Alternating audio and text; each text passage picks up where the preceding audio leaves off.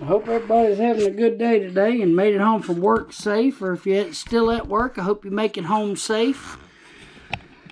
Went and did a little shopping today. I picked up a little SIG P290 RS. A neat color on this little gun. Kind of wanted to go over it with y'all. It's a used one. It's got a couple scuffs here and there. No big deal though. For the price I got it for, I couldn't pass it up. Gun is clear. No bullets in the mag. So it came with this magazine, which looks like it's going to hold 5 shots. I believe it's a 5-round magazine.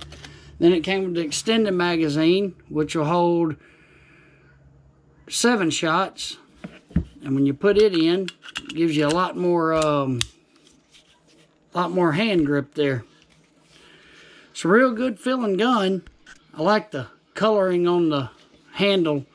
And the coloring on the slide is pretty neat. I looked around online, I didn't see a whole lot in this color, so went ahead and picked it up. Looking down the barrel there, you can see that you got nice little sights with painted dots on them. They look real nice and clean. Inside the box, I had the 2 mags that came with it. It did come with a little SIG holster, a little paddle holster there. Not sure what this is. I'm going to have to do some reading on this. It's looks like an end for the magazine if you wanted it. Okay, I see what this is now. Hold on just a second. Let me get it out of here.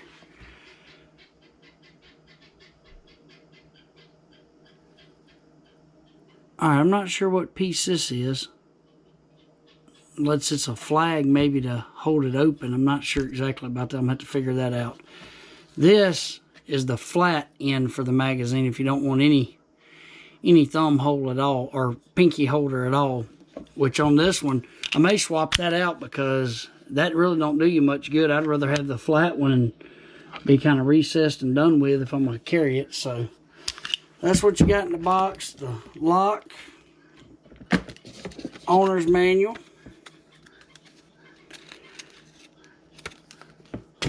Pretty neat looking little gun though. I'm happy with it so far. I haven't shot it yet. We'll make it out to do that sometime this weekend or something whenever we get a chance. So that's what you got. Came with the hard case. So for it to be a used gun and still have all the accessories, that was pretty neat. And I'm telling you, I got a killer deal on it, so couldn't turn it down for the price I gave for it. And it's, I mean, it's got a little wear on it, but it's not bad. It's still a good shaped gun, so looks like somebody just carried it, which is the same.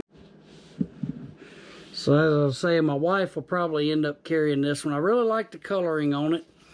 The slide's a little difficult to rack back on these. I don't know if anybody else has played around with them, but it's not, you gotta have some pretty good arm strength. It does hold back.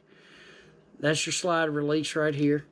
And you're not really, yeah, it takes some thumb to release it, but it will release.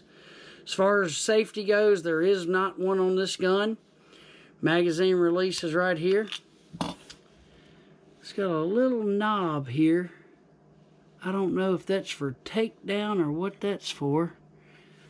I'm gonna have to read about that. It's a little rubber insert right here. I'm not sure what it does exactly.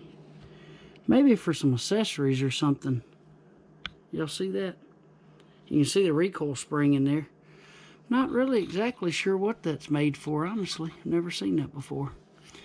Feels like it's a polymer base. Pretty certain. Yes, a polymer base.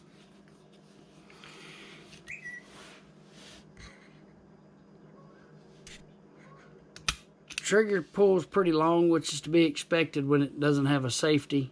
And it's pretty heavy trigger on it. We might can weigh it. Let me see if I can grab the little trigger scale. We'll see what it comes out at. Let's see.